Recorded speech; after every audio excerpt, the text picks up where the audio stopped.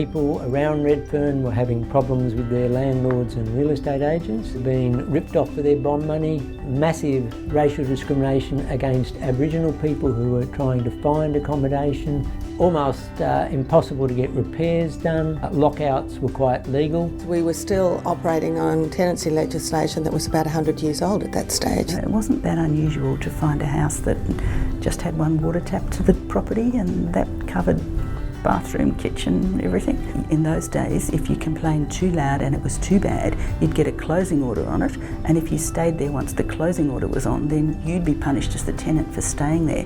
So back then there was no legal aid, no forms of assistance for anybody who was doing it tough in that way. People had to either fight their own battles or just see what they could sort out. We were having meetings of tenants, we were supporting people to squat in the vacant property. We were also running anti-eviction campaigns, and they were quite significant because whole streets were being evicted in one go. So it was very direct action type stuff to try and draw political attention to the hardship being caused and the need for some sort of solutions.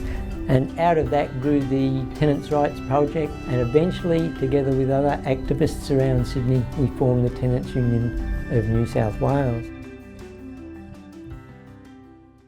We were located in the old Uniting Church building in Botany Road, Redfern. It was pretty rough and tumble, and at that time there was a bit of campaigning to get an award for social welfare workers. There was a hearing held, a site meeting held in our workplace, which was described by the judge as being easily the worst workplace they'd ever seen in terms of its physical comfort and conditions.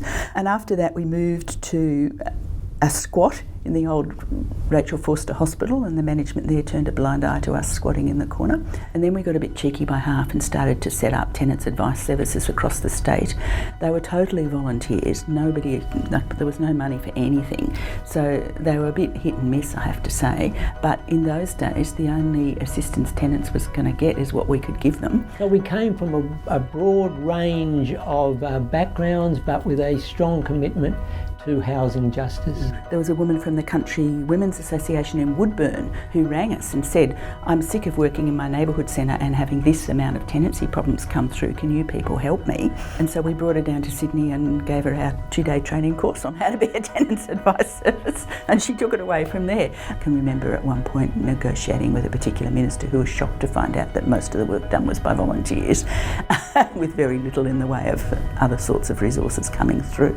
It meant that we had a presence that meant we could actually get to the minister's table and start to talk about what was needed and what have you. Assisted a lot of tenants, mainly private tenants, but also some public housing tenants. Well, we weren't allowed to call it advice because we were a community legal centre at that stage without a lawyer or a practising certificate, so we had to give them information. But of course they involve the personalities, and so it's like watching a courtroom drama on TV. There's people's lives just come to you over the phone every day. For these people having these serious problems and ringing you up, this is a big deal, and you providing them with that bit of information and hopefully you get it right, you're making a huge difference. And out of that came the first Tenants' Rights Manual, also a report which eventually was published by Department of Social Security, which provided a model for the establishment of tenants' advice services around the state, which basically led to what we have today. I became interested as a tenant. I was around as a tenant when the 1987 Act started, and we all got a de facto rent increase by being able to be charged water, and I thought that was a bit off. I was a volunteer at the Redfern Legal Centre, and so was exposed to tenancy issues. And after I finished College of Law, I was convinced I never wanted to practice and applied for a job as a non-lawyer advocate at Redfern and became a tenants advocate that way. I just think it's really critical that tenants have access to independent advice, so advice that's not related to government, not coming from their landlord, not coming from someone who might have a conflicted reason to give them bad advice. No matter what level of advocate you are, you're always going to be just talking to people and hearing about issues and helping them resolve it. A couple of years ago I was renting a house directly through the owner. We were on a periodic agreement when the owner fell ill and required the house back. He wanted to give us 2 weeks' notice to vacate, so of course we panicked. The Sydney rental market is challenging under the best of conditions. I called my aunt, who told me about the tenants' union, so I gave them a call. The friendly gentleman on the phone gave me some advice and told me that there was more information on their website. There I found a wealth of information and fact sheets, which I have been using as my essential manual ever since. Armed with this information, I was able to negotiate with the owner, and we weren't going to end up homeless. See, I'm a tenant rep in public housing, and I believe that studying the art, the Residential Tenancy Act and doing an advocacy course through the Tenants Union of New South Wales will equip me better to answer the questions that I get from my constituency.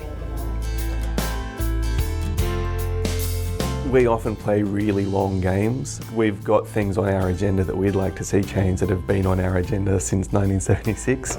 Tenants, like people who own their own house, are looking for security, and something like the Tenants Union is the only way they're going to achieve this in the current political and economic climate. Just because one has achieved blah doesn't mean that a change of minister or government might decide that blah is no longer needed, and have seen that happen a few times. So retain what we have, I think, is a challenge. Having the repairs done, you'd think it's really simple. You'd think, the law says the landlord should do it, the tenant pays their rent, and the landlord uses that money to carry out the repairs. But in effect, in real terms, there's often things that get in the way. The biggest priority, I think, for the Tenants Union now is still get rid of those no-cause evictions. In Sydney, it doesn't happen everywhere in the world. If something as substantial and important in a person's life as losing their house, if that's going to happen, they should get a reason for it.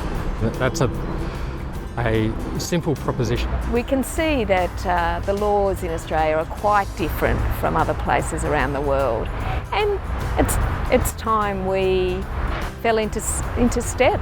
To bring about change, you need a whole range of strategies and organisations. You need the community education and awareness. You need to test the legal boundaries. You need to influence policy. You need people talking over the back fence to each other about the issues that matter and what people can do about those issues. And the TU will continue to have a role somewhere on that continuum, and it may change over time. Every victory is, important because some of our biggest victories are still yet to come.